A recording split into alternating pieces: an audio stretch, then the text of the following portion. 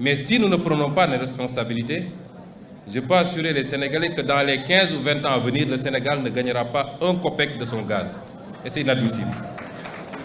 Et c'est pourquoi nos partenaires, s'ils sont vraiment des partenaires, doivent encourager, accompagner ce processus de rééquilibrage du gain que chacun doit avoir dans la gestion de ses ressources naturelles. Oui, nous acceptons qu'un investisseur qui a pris des risques, qui a investi, doit gagner et avoir un retour sur investissement. Mais non, nous n'acceptons pas qu'il gagne tout et que nous ne gagnons presque rien. Ça, ce n'est plus l'Afrique de 2021.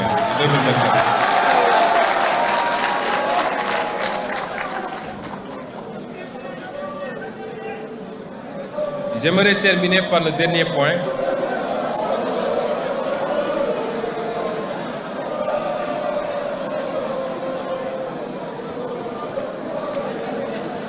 J'aimerais terminer par le dernier point.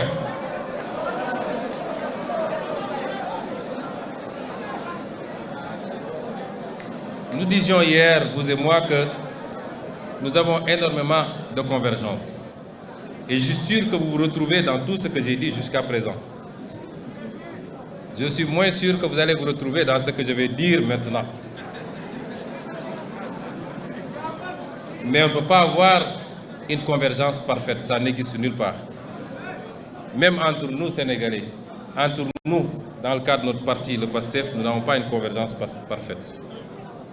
Et j'aimerais terminer sur un point qui relève beaucoup plus des aspects culturels, sur lesquels les échanges doivent être prudents du moins. Sur l'aspect culturel, qui relève souvent de la foi et qui déclenche beaucoup de passion, chaque peuple doit se donner les moyens de respecter les autres peuples dans leurs croyances et leurs convictions.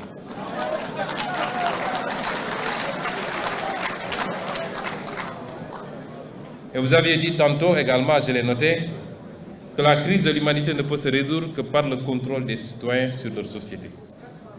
Il n'y a pas une seule société humaine. Il peut y avoir un certain nombre de valeurs universelles, mais il y a des spécificités qu'il faut reconnaître, connaître, comprendre et accepter. Et donc, la question liée aux mœurs, la question liée à ce qu'il est convenu d'appeler les LGBTQ,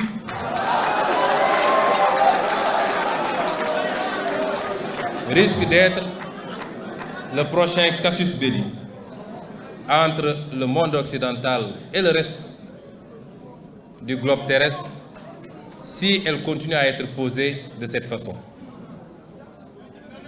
Cette question subitement érigée en débat prioritaire au sein des opinions occidentales que nous respectons quand ça relève de leur réalité.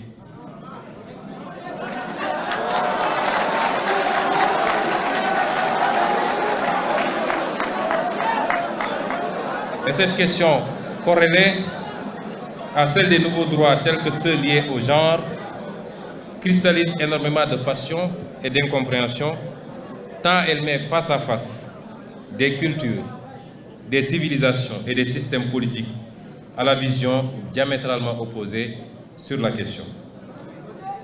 D'aucuns même lient l'exacerbation de ce qui est perçu comme un sentiment anti-occidental dans beaucoup de parties du monde, non pas aux divergences politiques ou économiques, mais plus à une certaine propension de ce dernier à essayer d'imposer sa vision et ses pratiques sur des aspects qui relèvent de réalités sociales et sociologiques ancrées et donc du dogme et de la passion. Le Sénégal est un pays optionnellement et fondamentalement laïque, non pas dans le sens d'un État athée, mais plutôt d'un État équidistant et respectueux de tous les cultes, et d'une tolérance sociale, religieuse, ethnique et raciale universellement saluée et donnée en exemple. Rien ni personne ne remettra en cause ce modèle séculaire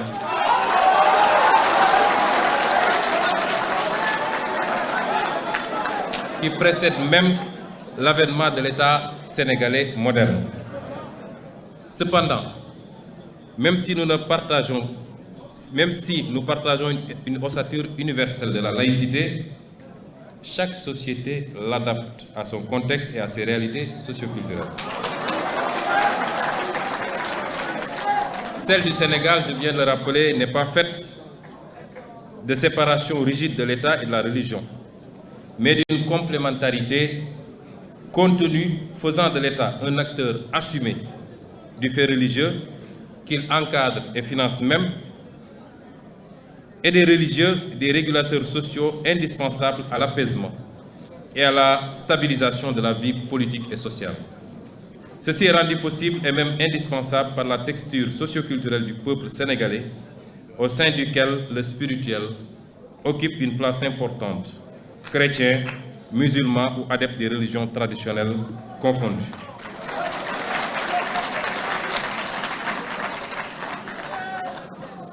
Président Mélenchon, c'est ce modèle qui explique en partie le statut exceptionnel du Sénégal et qui lui a permis de demeurer un îlot de stabilité, tout juste troublé par quelques revendications irrédentistes dans le Sud. Il est alors évident que les velléités extérieures de nous imposer, encore une fois, l'importation de modes de vie et de pensée contraires à nos valeurs risque de constituer un nouveau casus belli.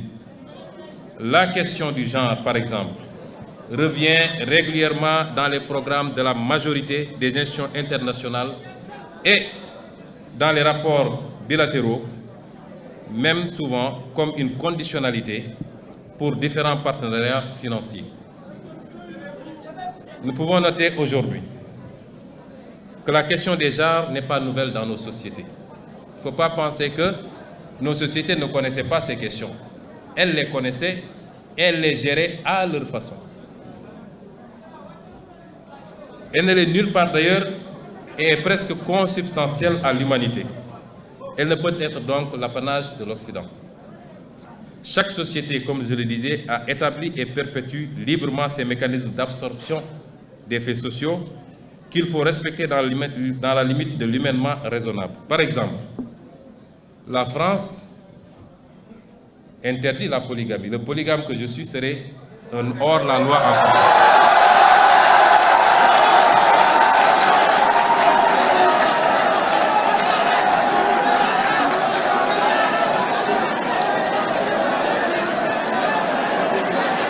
Nous l'admettons. Nous l'admettons si telle est la culture, le mode de vie de la France et de l'Europe. La France particulièrement et de tout le monde occidental, et je vous félicite et vous encourage parce que vous êtes l'un des rares hommes politiques français qui le dénoncent, la France fait de la stigmatisation d'une religion, en l'occurrence musulmane, son exercice favori, au point d'interdire à des musulmanes de s'habiller comme elles l'entendent.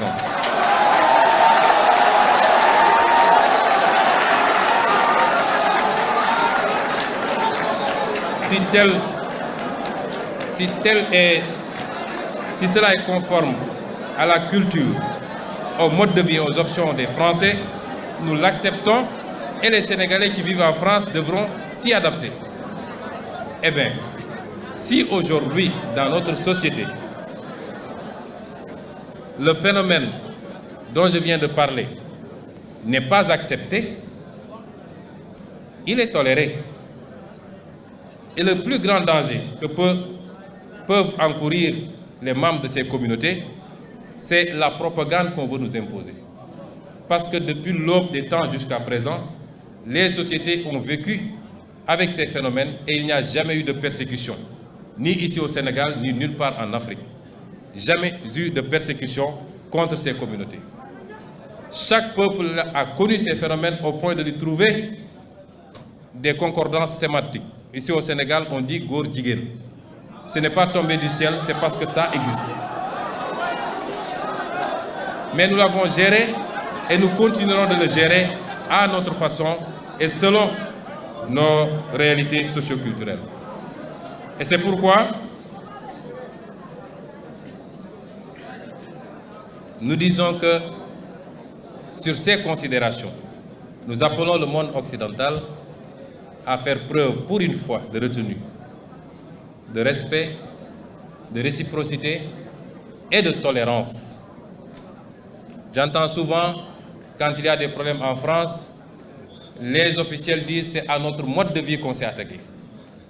Quand il y a des kamikazes qui posent des bombes, ce que nous dénonçons tous et tout le temps, le discours c'est que ces illuminés s'attaquent à notre mode de vie.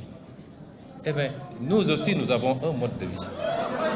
Le mode de vie ne peut pas être uniforme et universel. Il doit souffrir de quelques exceptions, ça et là.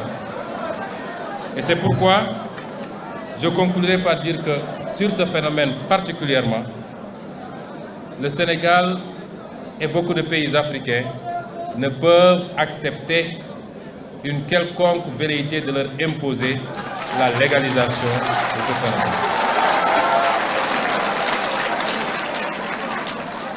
Pour conclure, je dirais à M.